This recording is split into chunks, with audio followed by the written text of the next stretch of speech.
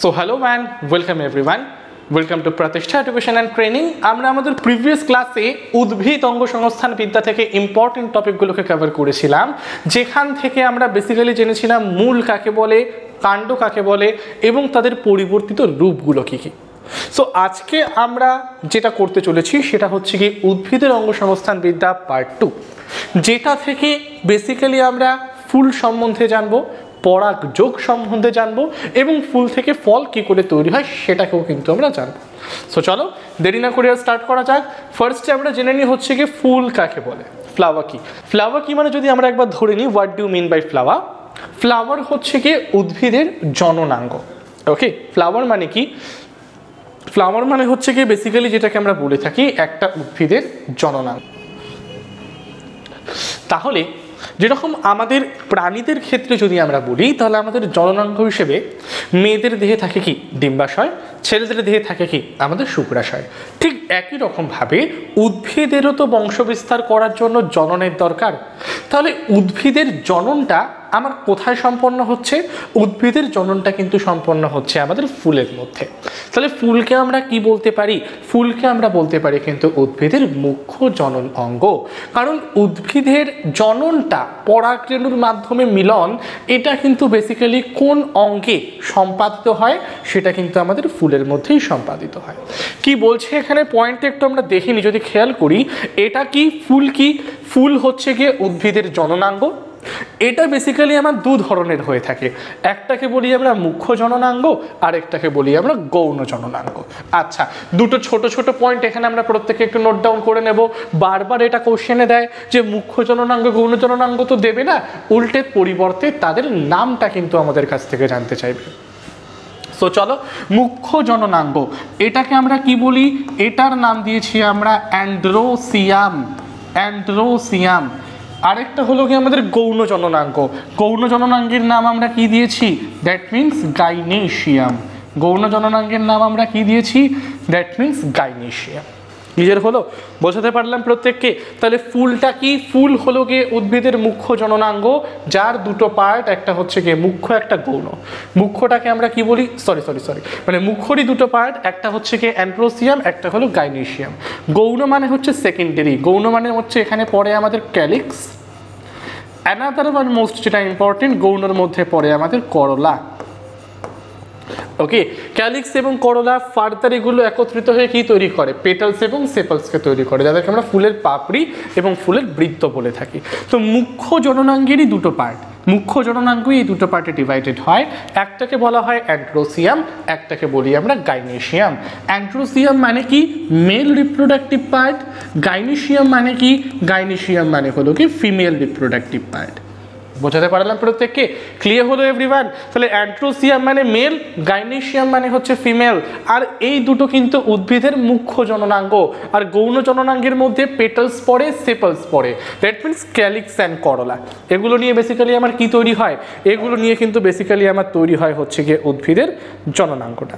মানে ক্যালিক্সগুলো একে অপরের সাথে যুক্ত, মানে সেপালস যুক্ত হয়ে ক্যালিক্স আর পেটালস যুক্ত হয়ে কি তৈরি করে? আমাদের কিন্তু করলাটাকে বেসিক্যালি এখানে তৈরি করে থাকে। ক্লিয়ার হলো? আসছি আমরা পরের পার্টে। পরের পার্টটায় আমরা চলে আসি। পরের পার্টে আসার আগে জাস্ট প্রত্যেককে বলে দিতে চাই, যারা ফুড এসআই, ক্লার্কশিপ এবং মিসলেনিয়াস এই তিনটে এক্সামকে বা West Bengal police services related constable recruitment বেরোচ্ছে, এই প্রত্যেকটা রিলেটেড এক্সামের জন্য যারা নিজেদের প্রস্তুতি স্টার্ট করতে চাইছো, তারা অবশ্যই জয়েন করো আমাদের বেঙ্গল কম্বাইন্ড কোর্সে। যেই বেঙ্গল কম্বাইন্ড কোর্সে আমরা ওয়েস্ট বেঙ্গল পুলিশ রিক্রুটমেন্ট বা পিএস রিলেটেড যে কোনো এক্সামের জন্য প্রস্তুতি দিয়ে থাকি, এবং সেটাও কিন্তু বার্ষিক 1 বছরের জন্য ফি 689। আর পুরো প্রস্তুতিটাই কিন্তু আমাদের এখানে অনলাইনে হবে। আর যারা বেঙ্গল কম্বাইন্ড অফলাইন ব্যাচে স্টাডি করতে চাইছো, মানে যারা অফলাইন স্টাডি সেন্টার খুঁজে চলছো, তাদের জন্য আমরা বলে দিই, তাদের জন্য হচ্ছে আমাদের অফলাইন ব্যাচ আইবিটি বারাসাতে, যেটার মান্থলি ফি হচ্ছে গিয়ে 500, যেখানে তোমরা অফলাইনে ফুড এসআই, ক্লার্কশিপ এবং মিসলেনিয়াস তিনটে এক্সামের জন্যই কিন্তু প্রস্তুতি তোমরা নিতে পারছো খুব ভালোভাবে। আচ্ছা, আর বলে দিই প্রত্যেককে, এই দুটো কোর্সের আরও ডিটেলস জানতে হলে তোমরা কিন্তু নিচে দেওয়া নাম্বারগুলোতে ইজিলি কল করে নিতে পারো। আচ্ছা, এবারে আমরা চলে আসছি কোথায়? মুখ্য জননাঙ্গ। মুখ্য জননাঙ্গের দুটো পার্ট আমরা প্রত্যেকে পড়েছি তো? মুখ্য জননাঙ্গের দুটো পার্ট আমরা প্রত্যেকে পড়েছি তো? একটা হলো কি পুরুষ আর একটা হলো কি স্ত্রী। মেল মানে কি অ্যান্ড্রোসিয়াম, ফিমেল মানে কি গাইনেসিয়াম, ফিমেল মানে গাইনেসিয়াম। আচ্ছা, তো বেসিক্যালি মেল রিপ্রোডাক্টিভ পার্টটা আমার কিরকম দেখতে হয় বলো তো? জাস্ট এরকম দেখতে হয়। এটা হচ্ছে কি আমাদের মেল রিপ্রোডাক্টিভ পার্টটা, এটা হচ্ছে কি মেল রিপ্রোডাক্টিভ পার্ট। এই যে মেল রিপ্রোডাক্টিভ পার্টের ওপরের অংশটা দেখতে পাচ্ছ, ওপরের অংশটা, এটা হচ্ছে কি আমাদের নিচের অংশটা। ওপরের অংশটার নাম দিয়েছি আমরা অ্যান্থার, নিচেরটাকে বলি আমরা ফিলামেন্ট। আর এই অ্যান্থার এবং ফিলামেন্ট এই দুটোর একত্রিত গঠনকে আমরা কি বলি? এই দুটোর একত্রিত গঠনকে আমরা স্ট্যামেন বলে চলি। তাহলে মেল রিপ্রোডাক্টিভ পার্ট দেখতে হয় আমার ঠিক এরকম। ওপরের পাতার মতো অংশটাকে বলি আমরা অ্যান্থার, নিচের সরু সুতোর মতো অংশটাকে বলি আমরা ফিলামেন্ট। আর অ্যান্থার এবং ফিলামেন্টকে একত্রিত করলে তার নাম আমরা কি দিতে পারি? স্ট্যামেন দিতে পারি। এবারে দেখো এই পাতার মতো গঠন বা আমাদের অ্যান্থারের মধ্যে এরকম কতগুলো নীল নীল ডট আমার এক্সিস্ট করছে, নীল নীল ডট আমার এক্সিস্ট করছে। তাহলে এই ব্লু কালারের ডটগুলোকে আমরা কি বলতে পারি? এই ব্লু কালারের ডটগুলোকে আমরা বলতে পারি পলেন গ্রেইনস। ব্লু কালারের ডটকে আমরা কি বলতে পারি? ব্লু কালারের ডটগুলোকে আমরা বলতে পারি পলেন গ্রেইন। তাহলে পলেন গ্রেইন বা পরাগরেণু কোথায় তৈরি হয়? অ্যান্থারের মধ্যে তৈরি হয়। আর অ্যান্থার আমার কার part? Male reproductive part. Next আমাদের মোস্ট যেটা ইম্পর্টেন্ট সেটা চলে আসি ফিমেল রিপ্রোডাক্টিভ পার্ট, যেটাকে বেসিক্যালি বলা হয় কি আমাদের গাইনেসিয়াম। দেখনি এখানে ব্যাপারটা কীরকম হয়? জাস্ট এটা হচ্ছে কি আমাদের ফিমেল রিপ্রোডাক্টিভ পার্টটা এরকম দেখতে হয়।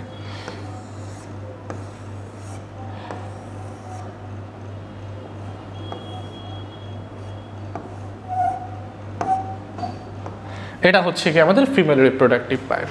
এবারে ফিমেল রিপ্রোডাক্টিভ পার্টের এই ওপরের অংশটাকে দেখছো, এই ওপরের অংশটাকে বলি আমরা স্টিগমা। মাঝের নলাকার অংশটার নাম দিই আমরা স্টাইল। ওকে, আচ্ছা, এর ভেতরে আরেকটা গোলাকার অংশ দেখতে পাওয়া যায়। এই নিচের স্ফীত অংশটাকে বলা হয় ওভারি, নিচের স্ফীত অংশটাকে বলা হয় ওভারি। আর এই স্ফীত অংশের মধ্যে যে গোলাকার অংশটা দেখতে পাওয়া যায় তার নাম আমরা কি দিই? তার নাম আমরা দিই কিন্তু ওভিউল। ক্লিয়ার? তাহলে এই জিনিসটাকে বেসিক্যালি বলছি আমরা কি গাইনেসিয়াম। এবারে ব্যাপারটা কি হয়? নিষেক বা ফার্টিলাইজেশন কি করে হয়? নিষেক বা ফার্টিলাইজেশনের আগে তো আমার পলিনেশন দরকার, পরাগযোগ দরকার। কারণ এখানে যে ওভিউলটা রয়েছে, ওভিউলটাকে নিষিক্ত করবে কে? পলেন গ্রেনটা। পলেন গ্রেনটা কোথায় তৈরি হচ্ছে? আমাদের এই অ্যান্থারের মধ্যে। তাহলে এই অ্যান্থারে তৈরি হওয়া পলেন গ্রেনটা বিভিন্ন মিডিয়ামের মাধ্যমে পরিবাহিত হবে। অ্যান্থারের মধ্যে তৈরি হওয়া পলেন গ্রেইন বিভিন্ন মিডিয়ামের মধ্যে দিয়ে পরিবাহিত হলো, পরিবাহিত হয়ে গিয়ে পড়লো কার উপর? স্টিগমার উপর।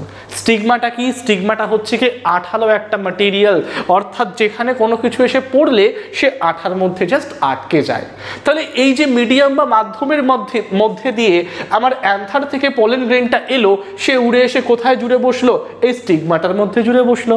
স্টিগমা সেই পলেন গ্রেইনটাকে আটকে নিল। এবারে পলেন গ্রেইনটা স্টিগমা থেকে আসছে স্টাইলে, স্টাইল থেকে কোথায় যাচ্ছে? ওভারি। ওভারির মধ্যে কে রয়েছে? ওভিউল। তারপর ফার্দার কি হচ্ছে? ফার্দার কি হচ্ছে?